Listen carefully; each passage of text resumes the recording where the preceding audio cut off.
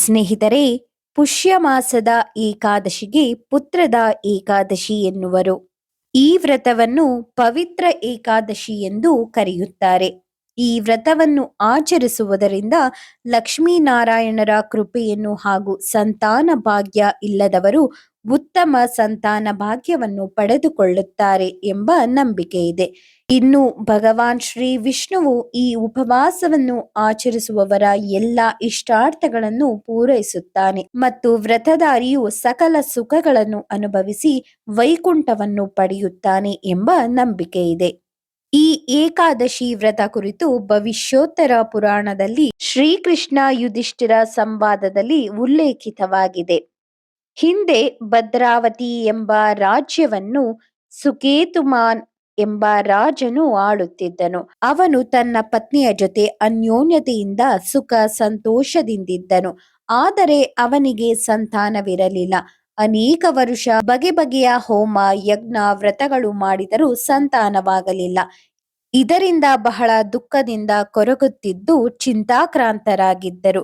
ಒಮ್ಮೆ ತನ್ನ ಹಿರಿಯರಿಗೆ ತರ್ಪಣ ಬಿಡುವ ವೇಳೆ ರಾಜನಿಗೆ ಆ ತರ್ಪಣದ ನೀರು ಬಿಸಿಯಾಗಿ ಇರುವಂತೆ ಅನಿಸಿತು. ಮುಂದೆ ಹಿರಿಯರಿಗೆ ತರ್ಪಣ ಬಿಡುವವರು ಯಾರು? ಮಕ್ಕಳಿಲ್ಲದಿದ್ದರೆ ಹೇಗೆ? ಹಿರಿಯರೆಲ್ಲ ಪ್ರೇತಗಳಾಗಿ ಸಂಚರಿಸಬೇಕೆ ಎಂದೆನಿಸಿತು. ಈ ಸಮಸ್ಯೆಯನ್ನು ಯಾರಲ್ಲಿ ಹೇಳಿಕೊಂಡರೂ ಪರಿಹಾರ ಸಿಗದು. ಯಾವ ಸೈನ್ಯ ಸಂಪತ್ತು ಉಪಯೋಗಕ್ಕೆ ಬಾರದು. ಎಲ್ಲರೂ ಈ ವಿಷಯದಲ್ಲಿ ಅಸಹಾಯಕರೇ ಆಗಿದ್ದಾರೆ. ಮಕ್ಕಳಿಲ್ಲದಿದ್ದರೆ ಮದುವೆಯಾಗಿಯೂ ವ್ಯರ್ಥ ಎಂದು ರಾಜನಿಗೆ ಅನಿಸತೊಡಗಿತು. ಒಂದು ಕುಟುಂಬಕ್ಕೆ ಸಂತಾನವಿರದಿದ್ದರೆ ಋಣ ಸಂದಾಯ ಮಾಡುವವರು ಯಾರು? ಮದುವೆಯಾದ ಪ್ರತಿ ವ್ಯಕ್ತಿಗೂ ಸಂತಾನ ಇರಬೇಕು. ಇಲ್ಲದಿದ್ದರೆ ಅವನು ಏನು ಸಾಧನೆ ಮಾಡಿದರೂ ಅಷ್ಟೇ.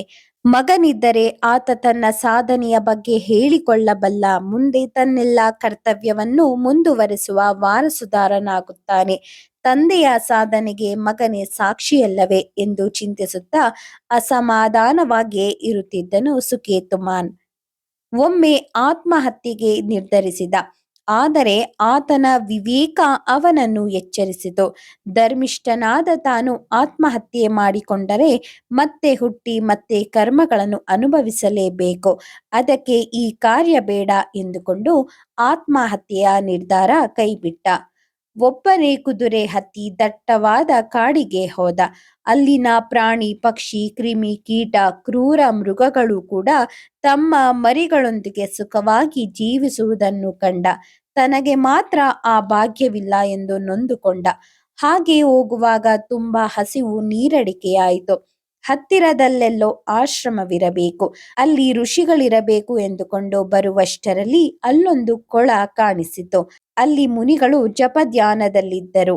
ದೂರದಲ್ಲಿ ಕೆಲವು ಮುನಿಗಳು ವೇದ ಮಂತ್ರಗಳನ್ನು ಪಠಿಸುತ್ತಾ ಕುಳಿತಿದ್ದರು. ಅವರನ್ನು ನೋಡಿ ಆಶಾಕಿರಣ ಉದಯಿಸಿ ಅವರ ಹತ್ತಿರ ಹೋಗಿ ಅವರು ಯಾರೆಂದು ವಿಚಾರಿಸಿದನು. ಮುನಿಗಳೆಲ್ಲ ನೀನೇಕೆ ಇಲ್ಲಿಗೆ ಬಂದಿರುವೆ? ನಿನ್ನ ಮನದಲ್ಲಿ ಏನಿದೆ ಎಂದು ಪ್ರಶ್ನಿಸಿದರು. ಆಗ ರಾಜನು ನೀವ್ಯಾರು ಎಂದು ಮರು ಪ್ರಶ್ನೆ ಹಾಕಿದನು. ನಾವು 10 ಜನ ವಿಶ್ವದೇವತೆಗಳು, ಧರ್ಮನೆಂಬ ಮುನಿಯ ಮಕ್ಕಳು.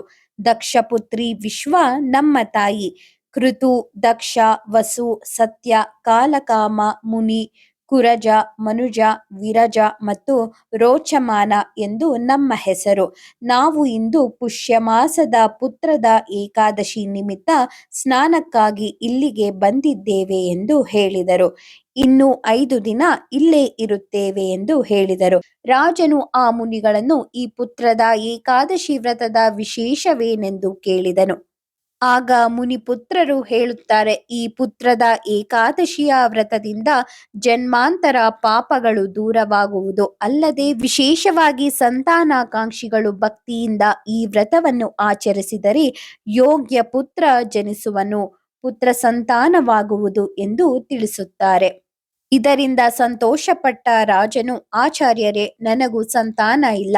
ಬಹಳ ಕಾಲದಿಂದ ಸಂತಾನಕ್ಕಾಗಿ ಪರಿತಪಿಸುತ್ತಿದ್ದೇನೆ. ಇದಕ್ಕಾಗಿ ನನ್ನ ರಾಜ್ಯ ಕೋಶವನ್ನು ತೊರೆದು ಬೇಸರದಿಂದ ಬಂದಿದ್ದೇನೆ. ದಯವಿಟ್ಟು ನನಗೆ ಈ ವ್ರತವನ್ನು ವಿವರಿಸಿದರೆ ನಾನು ಇಲ್ಲಿಯೇ ವ್ರತವನ್ನು ಆಚರಿಸುತ್ತೇನೆ ಎಂದು ಹೇಳುತ್ತಾನೆ. ಆಗ ಆ ಮುನಿಗಳು ಆ ರಾಜನಿಗೆ ವ್ರತದ ನಿಯಮಗಳನ್ನು ವಿವರಿಸಿದರು. ರಾಜನು ಶ್ರದ್ಧಾ ಭಕ್ತಿಯಿಂದ ವ್ರತವನ್ನು ಮಾಡಿದನು. ಅನಂತರ ಋಷಿಗಳ ಆಶೀರ್ವಾದ ಪಡೆದು ಮತ್ತೆ ನಗರಕ್ಕೆ ಬಂದು ರಾಜ್ಯಭಾರ ಮಾಡಿದನು. ಕೆಲವೇ ದಿನಗಳಲ್ಲಿ ಪುತ್ರದ ಏಕಾದಶಿಯ ಪ್ರಭಾವದಿಂದ ಪಟ್ಟಣದ ರಾಣಿ ಗರ್ಭಿಣಿಯಾದಳು. 9 ತಿಂಗಳು ಉತ್ತಮ ತೇಜಸ್ವಿಯಾದ ಪುತ್ರನನ್ನು ಹೆತ್ತಳು. ಇದರಿಂದ ಸಂತೋಷಗೊಂಡ ರಾಜನು ಪ್ರತಿ ಏಕಾದಶಿಯ ವ್ರತವನ್ನು ಬಿಡದೆ ಆಚರಿಸುತ್ತಾ ಬಂದನು. ಕೊನೆಗೆ ಗತಿಸಿದ ನಂತರ ವಿಷ್ಣು ಲೋಕ ಸೇರಿದನು.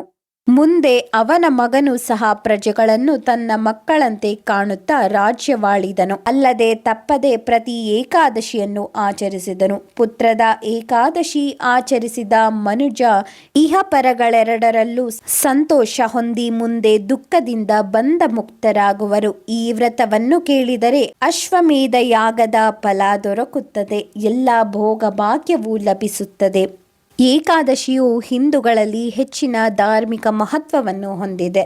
ಭಕ್ತರು ಈ ಶುಭ ದಿನದಂದು ಉಪವಾಸವನ್ನು ಮಾಡುವ ಮೂಲಕ ಬಹಳ ಭಕ್ತಿ ಮತ್ತು ಸಮರ್ಪಣೆಯಿಂದ ಆಚರಿಸುತ್ತಾರೆ. ಈ ವ್ರತವನ್ನು ಆಚರಿಸುವ ಜನರು ಸಮೃದ್ಧಿ, ಸಂತೋಷ, ಆರೋಗ್ಯ ಮತ್ತು ಸಂಪತ್ತನ್ನು ಪಡೆಯುತ್ತಾರೆ. ಜೊತೆಗೆ ವಿಷ್ಣುವಿನ ಆಶೀರ್ವಾದವನ್ನು ಪಡೆಯುತ್ತಾರೆ.